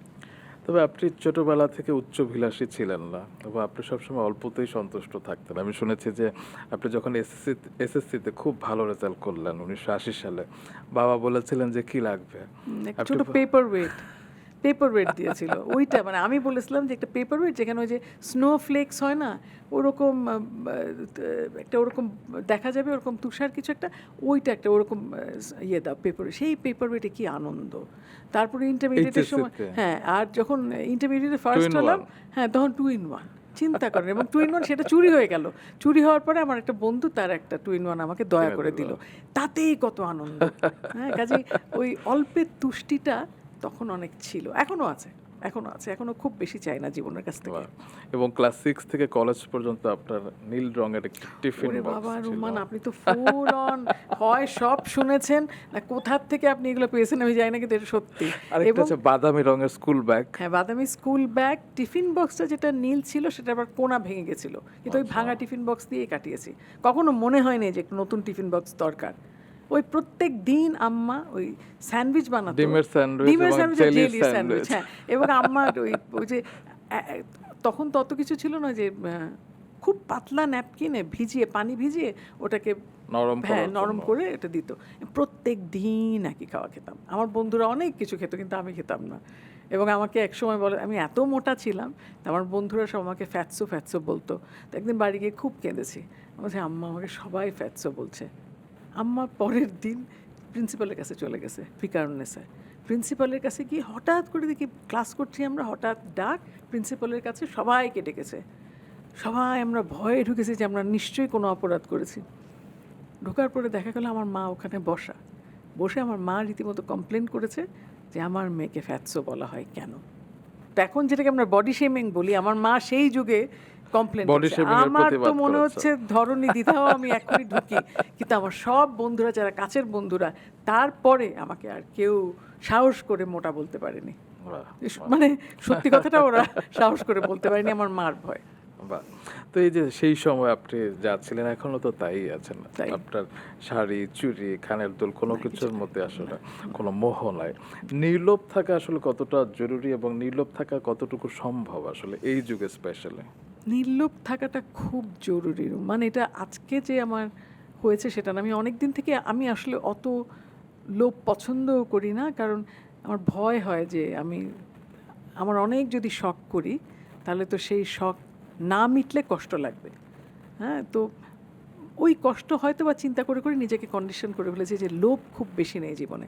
লোভ আছে ভালো কিছু লেখার, ভালো কিছু পড়ার, ভালো কিছু শেখার, এগুলার লোভ আছে, আমার ইন্টেলেকচুয়াল লোভ আছে, কিন্তু আমার মেটেরিয়াল লোভ আমাকে কখনো আসলে স্পর্শ করেনি।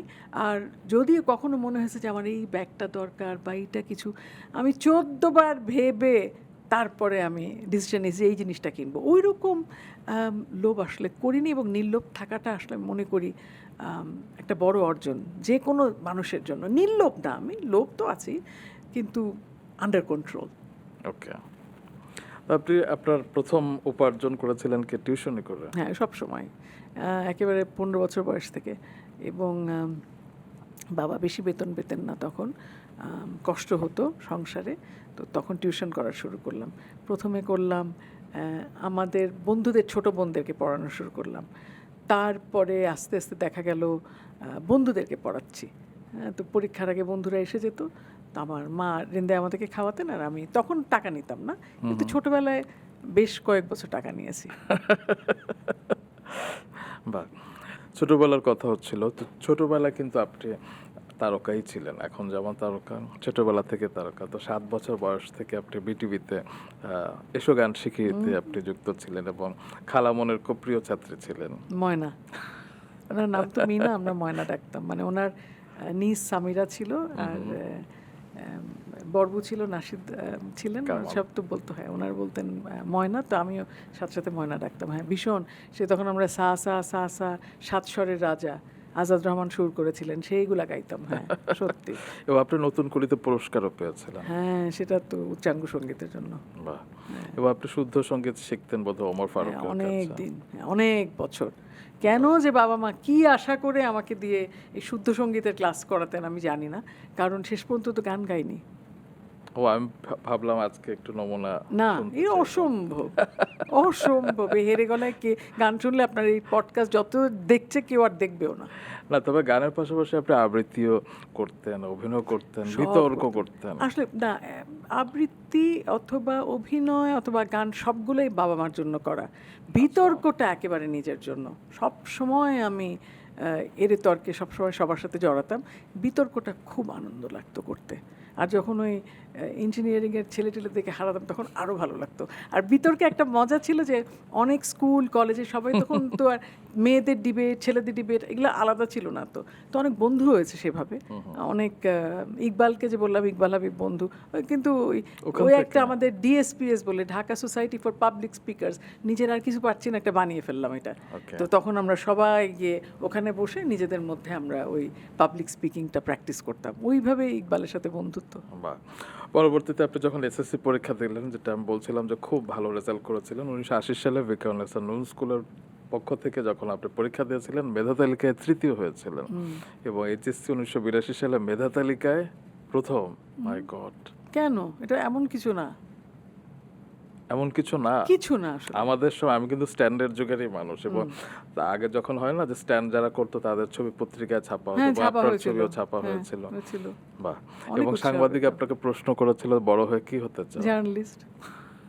এখনো চাই, জানেন, পারলে আমি এখনো হয়ে যান। পারলে আমি এখনো করি, কিন্তু সময় নাই।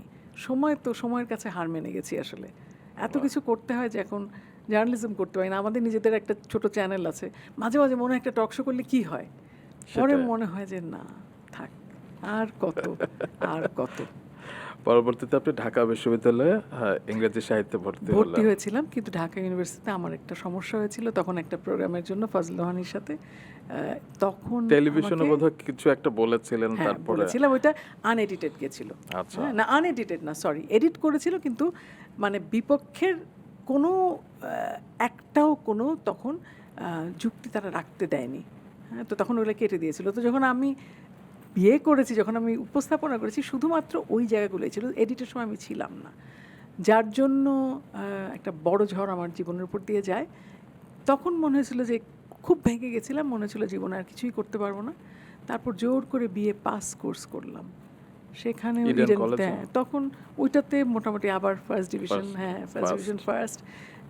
তারপরে তো বিএ হয়ে গেল, বাচ্চা টাচ্চা হয়ে গেল। তারপর অনেক বছর পরে তো যখন আবার বিসিএসও দিলাম, বিসিএস দেওয়ার পরে যখন পাশ করলাম তখন দেখলাম যে আসলে আমি তো ফরেন সার্ভিসও চাইনি, আমি চেয়েছিলাম অ্যাডমিন। তো অ্যাডমিনে হয়েছে। তখন অ্যাডমিন এই সময় আবার আসলো আমেরিকান এক্সপ্রেস থেকে একটা অফার, ঢুকে গেলাম আমেরিকান এক্সপ্রেসে। তখন মনে হতো যে 10,000 টাকা পাওয়া অনেক বেশি, এই বিসিএস দিয়ে আর কতদূর কী হবে, টাকার তাড়না ছিল।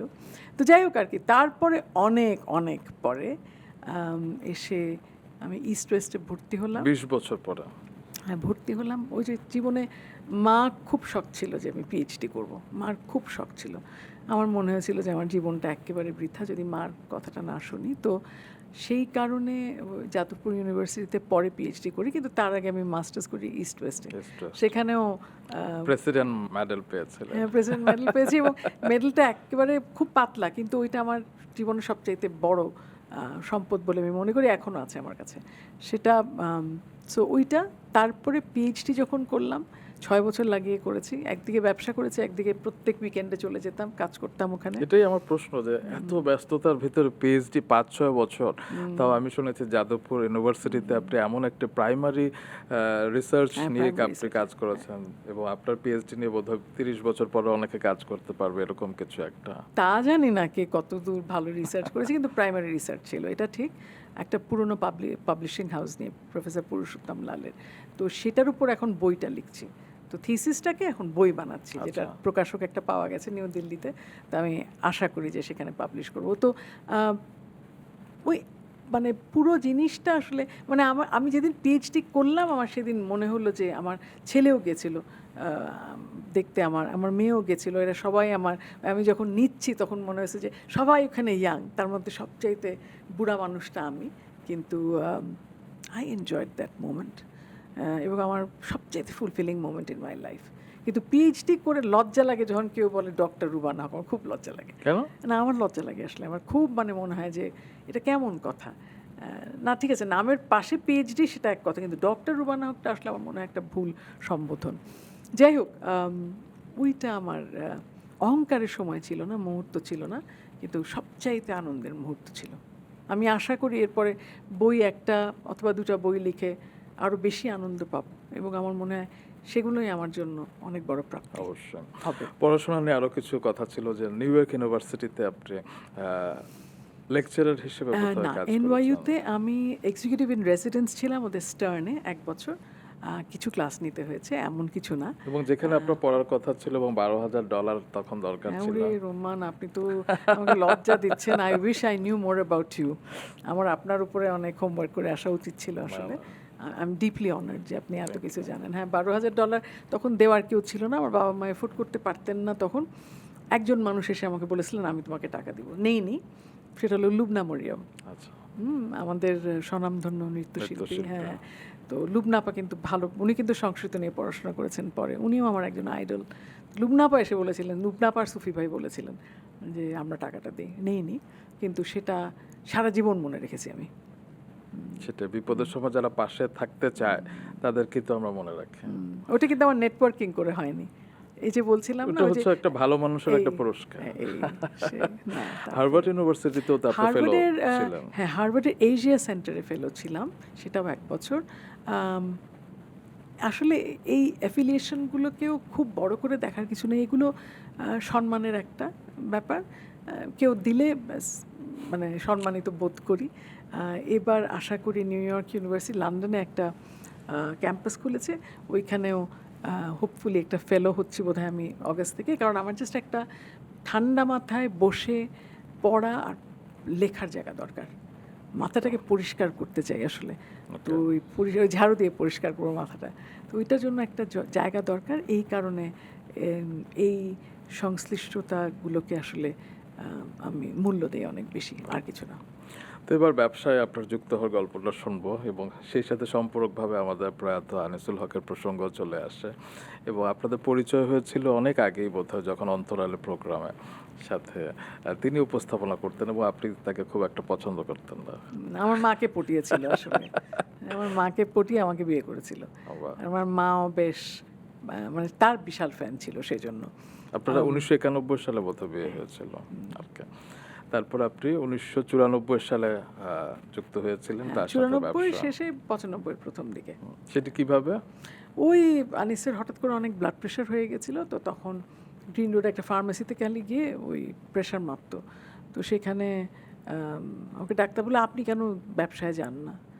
তেই তো পেয়ে গেল সুযোগ, মহা সুযোগ, যে এত আমাকে দিয়ে বলতো যে না তুমি ব্যাংকিং ছেড়ে দাও, তুমি শুধুমাত্র খুব বেশি করলে তুমি স্কুলের টিচার হবে।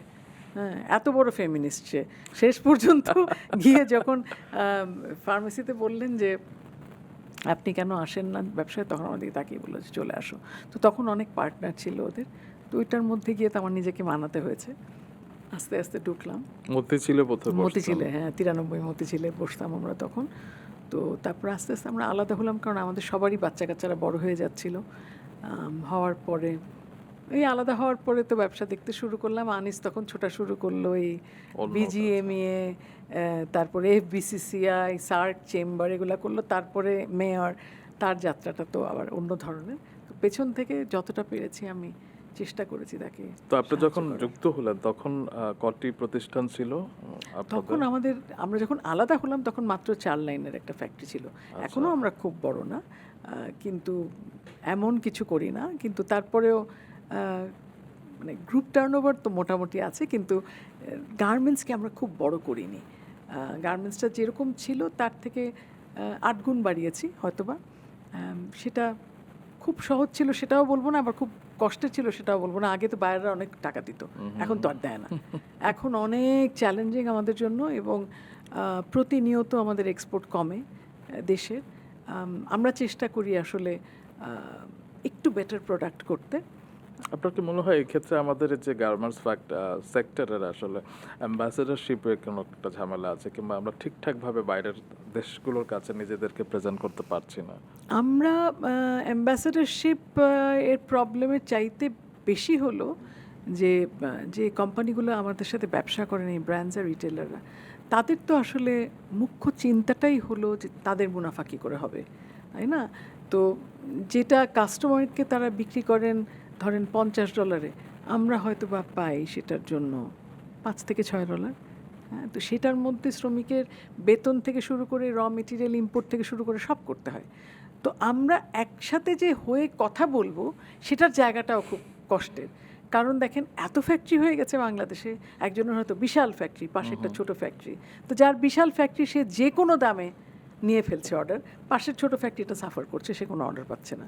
তো কোনো আসলে আমাদের প্রাইস লেভেলিং নাই এবং কোনো কন্ট্রোলও নাই, কারণ WTO অনুযায়ী আমরা WTOকে যদি মানি তাহলে তো এটা ইটস আ ফ্রি ওয়ার্ল্ড, আপনি কন্ট্রোল করতে পারবেন না। সো যে যা পারে কোট করছে এবং দিন দিন আমাদের দাম পড়ছে। তো খুব মুশকিল আসলে এটা হ্যান্ডেল করা। তবে হয় না ডিজাইনিং এর দিক দিয়ে অনেক সময় যেমন জাপানিজ কিংবা ইন্ডিয়ার অনেক কিছু তারা ইন্সপায়ার্ড হচ্ছে কিংবা অ্যাডপ্ট করছেন কোরিয়ান, হ্যাঁ, কিন্তু বাংলাদেশ সেক্ষেত্রে কিছুটা পিছিয়ে আছে না? বাইরেরা চেষ্টা করছে আসলে আমাদেরকে বেটার প্রোডাক্ট দিতে। So product diversification within the industry হচ্ছে এখন কিছুটা হলেও। আমি যেরকম সেদিন অবাক হয়েছি, কারণ আমরা তো প্রাইমারিলি আমরা মানে টপস করি, খুব অল্প বটম করি। সেদিন গিয়ে দেখলাম বড় বড় জ্যাকেট করছি হঠাৎ করে, মানে ধরেন কিছু মেশিন অ্যাড করে সুন্দর জ্যাকেটস বেরোচ্ছে। তখন ভালো লেগেছে, তখন মনে হয়েছে যে এটা একটা নতুন প্রোডাক্ট, এদিকে যাওয়া উচিত। যেমন দেখেন আপনিও ক্যাজুয়াল, আপনি না হয় ঠিক আছে তাও একটা জ্যাকেট পরেছেন অথবা ব্লেজার পরেছেন, কিন্তু ভিতরে দেখেন T shirt. So the world has turn very casual. এই জায়গাটা অ্যাক্টিভ ওয়্যার বা অ্যাথলিজার, এইটা খুব জরুরি। তো এইটার মার্কেটটা এখন অনেক স্ট্রং। আমরা আশা করি অ্যাথলিজার জন্য যে কাঁচামাল লাগে সেটা হলো ম্যানমেড ফাইবার বেসিক্যালি, হ্যাঁ, কটন না। তো ওইটার আমাদের বাংলাদেশে হয় না। হ্যাঁ, এবং আনতে হলে সবই আমাদের ওই কোরিয়া, তাইওয়ান, চায়না থেকে আনতে হয়। তো সেই জায়গাটায় যদি আমরা একটু কাজ করতে পারি, তাহলে হয়তো বা ব্যাকওয়ার্ড লিঙ্কেজটা একটু স্ট্রং করা গেলে হয়তো বা এই সেক্টরটা একেবারে টেক অফ করবে। কারণ বেসিক করে বাংলাদেশ ওই $1 টি শার্ট করে 7 বিলিয়ন এক্সপোর্ট করার কোনো মানে হয় না আসলে। একদম। তো আপনার হক সাহেব এবং তিনি আপনাকে রুবা বলে ডাকতেন, রুবু। রুবু বলে ডাকতেন, তাকে কোন কোন মুহূর্তে এখন সবচেয়ে বেশি মিস করেন? আমার নাতিদেরকে দেখলে আমি সবচাইতে বেশি মিস করি আসলে। অফিসে মিস করি না, কারণ অফিসে he was the best CEO who was never missed. হ্যাঁ, তারটা চালিয়ে নিয়েছি আমি। বাড়িতে মিস করি যখন আমাদের ওই শুক্রবারে বাচ্চাদের সাথে আমি চেষ্টা করি একসাথে খেতে, কারণ প্রত্যেকেরই পরিবার আছে, আর বড় মেয়ে তো বাইরে থাকে, তো বড় ছেলে আর ছোটো মেয়ে এখানে থাকে, একসাথে খাই। নাতিদেরকে যখন দেখি তখন খুব কষ্ট হয়, তখন মনে হয় যে he is missing out on all of this. কিন্তু উনি he died a very happy man, অনেক সম্মানের সাথে গেছেন। তো আমার মনে হয় যে নানা বা দাদা একজন ভালো মানুষ ছিলেন, সেটা আমার নাতিরা নিশ্চয়ই ধারণ করবে তাদের মধ্যে, এবং আমি আশা করি যে রাজনীতি না করলেও তিনি একজন ভালো মানুষ ছিলেন, সেই পদাঙ্ক তারা অনুসরণ করবেন। আরেকজনকে নিশ্চয়ই একজন মা হিসেবে অনেক বেশি মিস করেন, আসলে সেটা তো বলার অপেক্ষা রাখে না। 6 বছর বয়সে হয়তো চলে হ্যাঁ। গিয়েছিল বোস্টনে। হ্যাঁ, বস্টনে হ্যাঁ। কোন কোন মুহূর্তে তাকে সবচেয়ে বেশি মিস হয়? সবসময় মিস করি। এটা তো এমন একটা ক্ষত যেটা আসলে কাউকে বোঝানো যাবে না, কিন্তু শারাফ তো অনেক কিছু শিখিয়ে গেছে আমাকে। আমার মনে হয় ওকে হারানোটা আমাকে অনেক কিছু পাইয়েছে। হ্যাঁ, আমি তখন একটা স্কুল শুরু করেছিলাম, শারাফের পাঠশালা, সেটা এখনও চলে। খুব যে দেখি সেটা তা না, কিন্তু চলছে। আমার ভেতরে আপনি যে বললেন যে ভালো মানুষ বলে সবাই, আমি কেন বিনয়, আসলে শারাফ আমাকে অনেক কিছু শিখিয়েছে। মানে ওর চলে যাওয়াটাকে আমি আমি তো একসেপ্ট করেছিলাম সাথে সাথে। আমি একেবারে শুকরানা নামাজ পড়ে বলছিলাম, আল্লাহ পাক আপনার যান, আপনার মাল আপনি নিয়ে গেছেন, আমার কিচ্ছু বলার নাই, শুকর আলহামদুলিল্লাহ বলেছিলাম। সো আই নেভার কোয়েশ্চেন কেন আমার ছেলে চলে গেল, আমি কোনো দিন মুখ থেকে বার করিনি। সো আমার মনে হয় যে আমি মানুষটা যদি একটুও ভালো হয়ে থাকি, সেটা শারাফ চলে যাওয়ার পরে হয়তো বা আমার এক ধরনের পরিবর্তন এসছে, যেটা আমার নিজের জন্য অনেক জরুরি ছিল। তো আসলে দেখেন, জীবনে বহু কিছু হয়, আমরা অনেক কিছু পাই, অনেক কিছু হারাই, সব কিছুর মধ্যে শকর করে নিতে হয়। আলহামদুলিল্লাহ বলে you have to go on, life must go on. আমার মনে হয় জীবনে এটা সবচাইতে বড় একটা বড় সত্য হলো যে আসলে আপনি চাইলেই তো আপনি আজকে শেষ হয়ে যাবেন না। তো যে কদিন বেঁচে আছি, আমরা যেভাবে আছি, পরের কল্যাণে লাগলে ভালো, সমাজের কল্যাণে লাগলে ভালো। এবং আবারও বলি যে বিনয়ের সাথে জীবনটাকে যদি কাটিয়ে দেওয়া যায়, তাহলে সেটা সর্বোত্তম। শারাফের চলে যাওয়াকে আপনাকে একজন কবি হিসেবে আমাদের সামনে নিয়ে এসেছে? না, মানে আমি যেটা খেয়াল করেছি না যে আপনি আসলে। ট্র্যাজেডিকে সবসময় হ্যাঁ, আমি সত্যি সবসময় হিসেবে- কবিতা কখনোই লিখতে পারিনি যখন আমি খুশি থাকি। আমার যখন খুব কান্না পায় তখন লিখি না। শারাফের চলে যাওয়ার সাথে না, এটা সম্পর্ক নেই, এটা না, তা ঠিক না। তবে এটা ঠিক, যে কোনো কষ্টে আমি কবিতা লিখতে পছন্দ করি। খুব যে কবিতা লিখি আর কবিতা যে খুব ভালো হয় কিছুই না। অনেক ভালো আসলে। হয় এবং না, একজন আন্তর্জাতিক না, স্বীকৃত কবি না, ওইটা এবং মহাশ্বেতা কাকতালীয়ভাবে। দেবী এবং না, শামসুর ওই তখন রহমানের পরে না, আপনি- ওইটা আমি তারপরে আর লেখাই বাদ দিয়েছি, এত লজ্জা লাগে।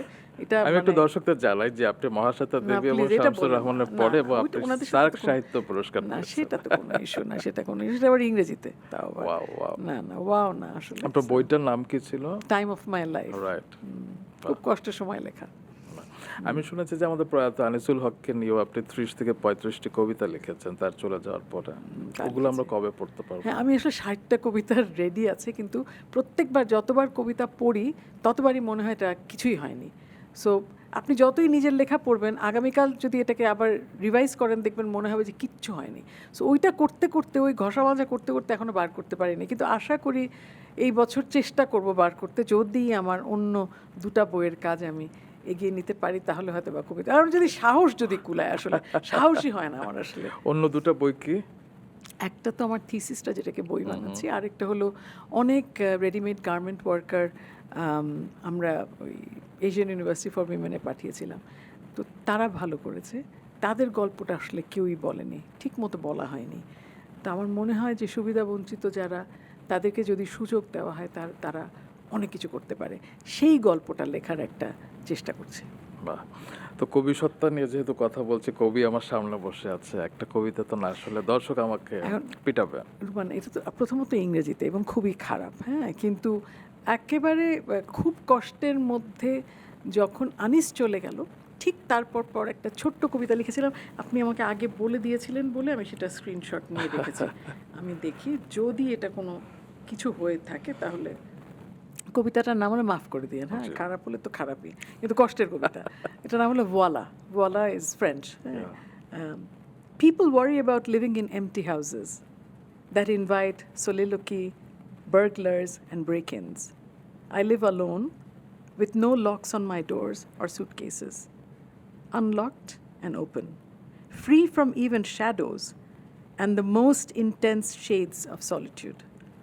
I am what I had hoped to be, unhampered, untempered, and unleashed. Voila. Oh. আমার বাড়িতে কখনো আমি লক করি না, আমার কিচ্ছু লক করি না। সব সময় সবাই আমাকে বলে যে তুমি একা থাকো, তোমার ভয় লাগে না? আমার মনে হয় লক আমার জন্য না, তালা আমার জন্য না। আমি এভাবেই থাকতে পছন্দ করি এবং আমার মনে হয় এভাবেই আমার জীবন শেষ হবে। মৃত্যুকে আপনি কিভাবে দেখেন? এটাও মনে হয় যে আমি যেটা শুরু কখনো আমি জানি না, আমার শুরু হওয়াটা আমার নিয়ন্ত্রণে ছিল না, অথবা আমি জানি না। মৃত্যুটাকেও আমি জানি না। আমার মনে হয় যে আরেকটা যাত্রা। হ্যাঁ, খুব সুন্দর একটা রবীন্দ্রসঙ্গীত আছে, আমি বহু বাসনায় প্রাণপণে চাই, বঞ্চিত করে বাঁচালে মোরে। ওখানে স্পষ্ট লাইনগুলো হলো যে আসলে যে তোমার কাছে তো আমার যাত্রা শুরু হয়েছে যাওয়ার, তুমি আমাকে শুদ্ধ করে নিয়ে তোমার কাছে পৌঁছাও। তো যত শুদ্ধতার মধ্যে দিয়ে যাই তত মনে হয় যে আমার এই যাত্রাকাল হয়তো বা শেষ হয়ে আসলো, পরের যাত্রাকাল শুরু। মহাকালের অপেক্ষায়, এবং আশা করি খুব খারাপ হবে না পরের জীবন বা আল্লাহর কাছে যাওয়াটা। অবশ্যই। আসলে আপনার সাথে অনেক বিষয়ে কথা বলবার আছে, এক বসাতে তো আসলে সব তুলে আনা সম্ভব অনেকক্ষণ কথা নয়। বলে ফেলেছি। কারণ বিবিসির 100 নারীর একজন 2013 এবং 14 সালে আপনি পরপর ওটাও হয়েছিলেন। কাকতালীয় ভাবে, ওটা কিচ্ছু না। এবং সেই মানুষটির সাথে কথা বলবার জন্য আসলে অনেক কিছু নিয়ে বসতে হবে। নিশ্চয়ই অন্য কোনো আয়োজনে আবার কখনো দেখা হবে। দর্শকদের উদ্দেশ্যে কিছু বলতে চান? অনেক কথা বলে ফেলেছি রুম্মান, আর কি বলবো। তবে এটুকুন বলতে চাই যে আবারও বলি যে বিবেকের সাথে কথা বলতে হবে, শুদ্ধতার মধ্যে দিয়ে যেতে হবে। আমরা নিশ্চয়ই, আমাদের মধ্যে অনেক দোষ আছে, কিন্তু গুণটাকে টেনে বার করতে হবে ভেতর থেকে, অন্তরের সাদাটাকে বের করতে হবে। আর না হলে আমরা এই প্রাত্যহিকতার চাপে সবাই গুড়িয়ে যাব। আমার মনে হয় যে একটা হায়ার ফিলসফির দরকার আছে জীবনে, এবং তাতেই আমরা শুদ্ধ হব এবং তাতেই আমাদের যাত্রা মসৃণ হবে। বাহ, চমৎকার। এই কথার পরে আসলে কোনো কথা চলে না, আমি একটু দর্শকদের কাছ থেকে বিদায় নিয়ে আসি। নদী যেমন তার মোহনায় এসেও পেছনে ফেলে আসা পাহাড়ের গল্প ভোলে না, কিছু মানুষের গল্প তেমনি শেষ হয়েও শেষ হয় না। আজ ডক্টর রুবানা হক আরও একবার মনে করিয়ে দিলেন, বাস্তবতা যত কঠিনই হোক, ভেতরের মানুষটাকে হারিয়ে ফেলা যাবে না। তার সাথে কাটানো প্রতিটি মুহূর্ত আমার ভেতর গভীর এক অনুরণন সৃষ্টি করেছে। আপনারাও নিশ্চয়ই একই অনুভূতির মাঝে জড়িয়ে গেছেন, তাই না? জানাবেন কিন্তু কেমন লাগলো। আসছে শনিবার আবার দেখা হচ্ছে ঠিক রাত 9টায়। ততক্ষণ পর্যন্ত ভালো থাকুন আর নিজের ভেতরের আলোটাকে বাঁচিয়ে রাখুন। বিদায়।